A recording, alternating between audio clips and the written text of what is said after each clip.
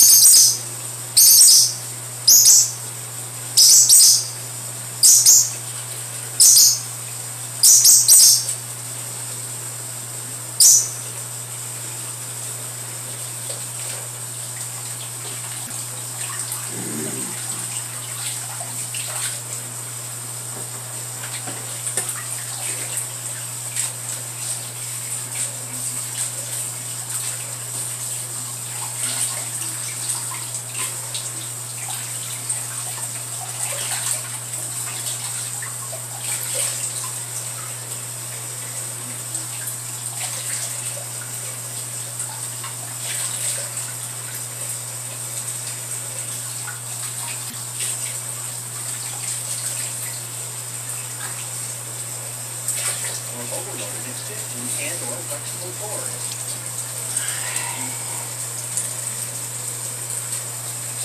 Temporary heating.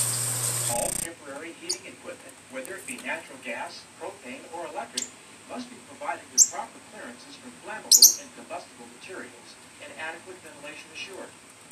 Temporary enclosures must be made with flame-resistant materials of low combustibility. Do you see any potential hazards in the photo? Flammable and combustible materials stored too close to ignition sources is the leading cause of job site fires. Flammable materials will easily ignite upon contact with an ignition. A combustible material is anything that can readily catch fire when exposed to heat or an ignition source. Examples include paper, rags, trash, plastics, cardboard. Flammable and combustible materials should never be stored near any ignition source. Also, OSHA specifies flammable liquids may be used only where there are no open flames or other sources of ignition within 50.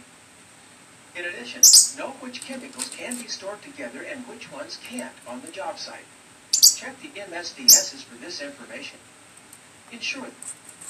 Let's take a little diversion to discuss boiling liquid expanding vapor explosion, or LEVI for short. This can occur when containers of flammable gas. As we have learned, improper storage is one of the leading causes of chemical-related fires. Also, improperly stored chemicals can cause a release of toxic compounds. Always read and understand the chemical properties of all chemicals on your job site. Each hazardous substance must be labeled and have an MSDS available, or do not. Never store flammable chemicals with oxidizers or corrosives. Contact with each other can cause a chemical reaction resulting in fire or explosion. Oxidizing chemicals accelerate fires by adding oxygen.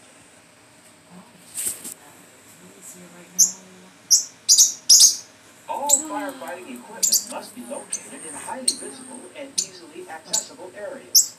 All equipment must be periodically inspected and maintained in good operating condition. Defective equipment must be removed from service, tagged defective, and immediately replaced.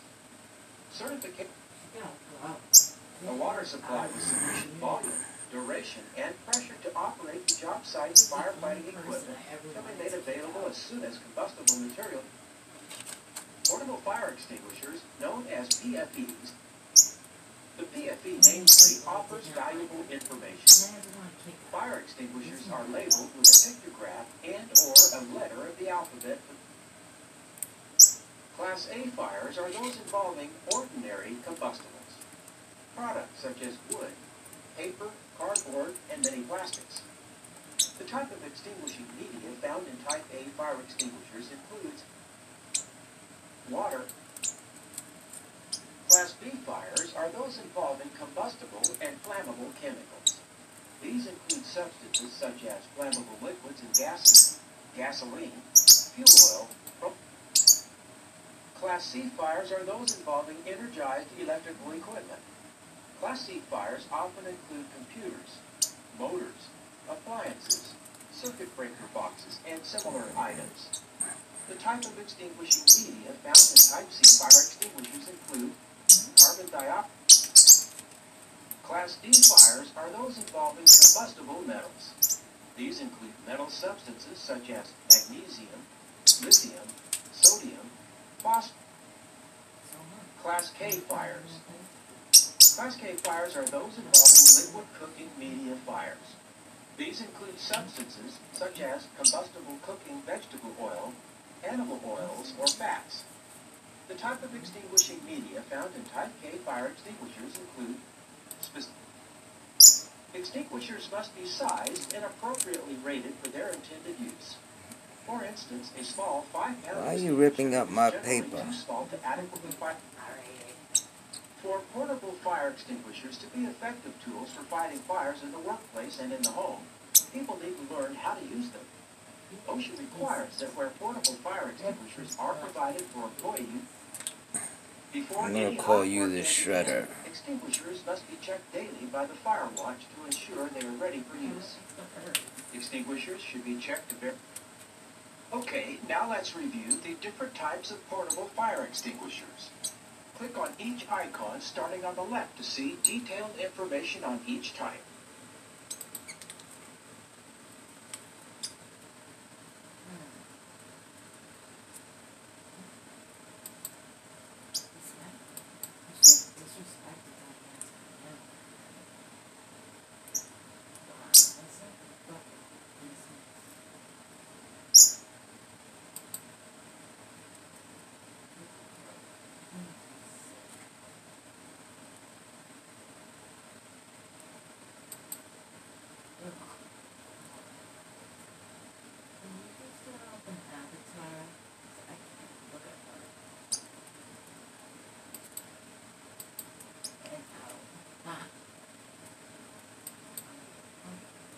Size up the fire. If you use a portable fire extinguisher to fight a fire, size up the fire and approach cautiously. If it is too large, spreading rapidly, or conditions are present that make fighting the fire hazardous, evacuate the area and let trained firefighters handle it. Always leave yourself in a skid group. Stay between the exit and the fire. Do not get trapped. Remember the password. PASS is the generally accepted procedure to use a portable fire extinguisher when fighting a fire. PASS stands for Pull, Aim. Let's take a look at the password more closely. The P in the word PASS stands for Pull. Pull the pin. This unlocks the operating lever and allows you to discharge. A in the word PASS stands for Aim. When using the extinguisher, aim low. Point the extinguisher nozzle or hose at the base of the fire.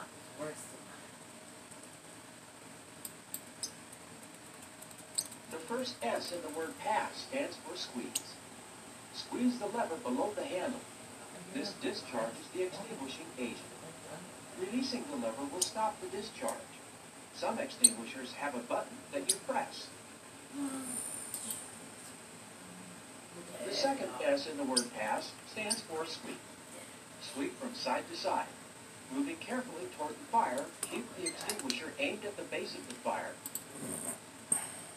Okay, now let's review pass one more time. Pull the pin. Pulling the pin unlocks the operating lever and allows you to discharge the extinguisher. Some extinguishers have other devices that prevent inadvertent operation. Pull the pin. Pulling. Aim low. Point the extinguisher no. Squeeze the lever below the handle. This discharges extinguishing agent. Sweep from side to side. Before you begin to fight a fire, make sure everyone has left or is leaving the building. Make sure the fire department has been notified. Make sure the fire is confined to a small area and that it is not spreading beyond the immediate area. Make sure you have an unobstructed. OSHA requires that a fire extinguisher rated not less than 2A be provided for each 3,000 square feet of the building under construction. Extinguishers should be centrally located to limit travel distance from any point in the building to 100 feet or less. Once a fire extinguisher has been used, it must be removed immediately from the job site for recharging and recertification by a licensed fire equipment repair facility. Even after a very limited discharge of an extinguisher, it is critical to get it inspected and recharged. Once a fire extinguisher has been activated, it will lose its pressure and become completely discharged in a short period of time. A minimum 1/2 inch diameter garden-type hose, no longer than 100 feet in length and equipped with a nozzle, may be substituted for a 2A rated fire extinguisher. This 1/2 inch water hose must be capable of A fire extinguisher rated not less than 10B shall be provided within 50 feet of wherever more than 5 gallons of flammable or combustible liquids. Firefighting equipment compatibility can be a problem and must be addressed prior to an emergency response. Sizes, styles, threads, and fittings differ from one region or city to the next. Demolition on construction sites is a very hazardous activity. During demolition activities that involve combustible materials, fire protection systems. During demolition or alterations to any building, the integrity of the automatic fire suppression sprinkler system must be retained as long as possible.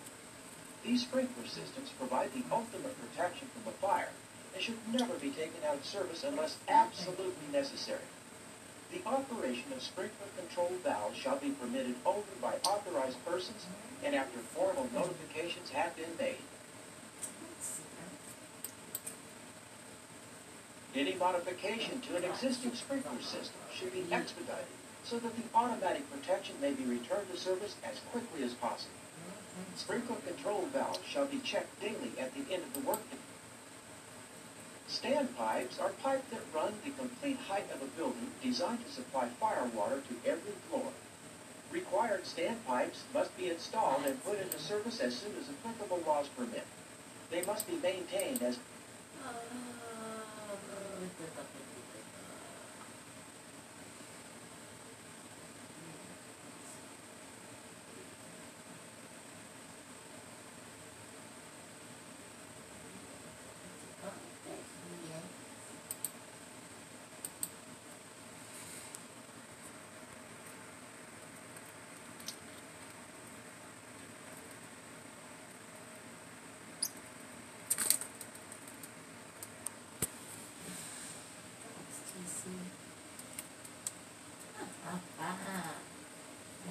I love it. It's so funny. You get cold out and sweating. It's great. Finally, everybody showed up. I know they were summoned.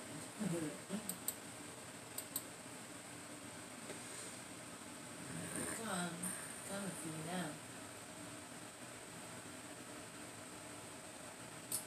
Don't call for them, because they'll come.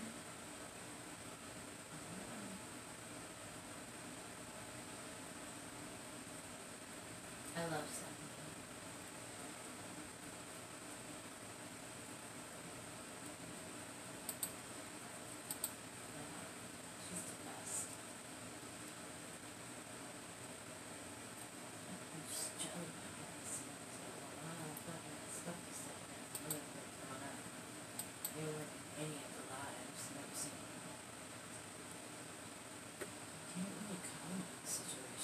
don't know anything.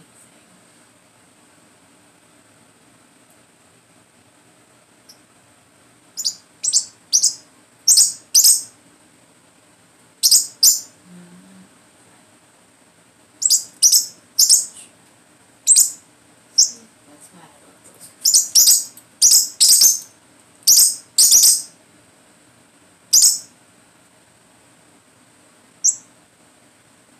Because you are, and you deserve, because it's the truth, though, actually, it's the truth. Yeah, your truth is gonna hurt, because your truth sucks. Because what you're doing sucks. She's not happy with me. That's not being mean. She's telling you the truth. As I am. Good question. Could be asking you the same, or to prove. At Diane.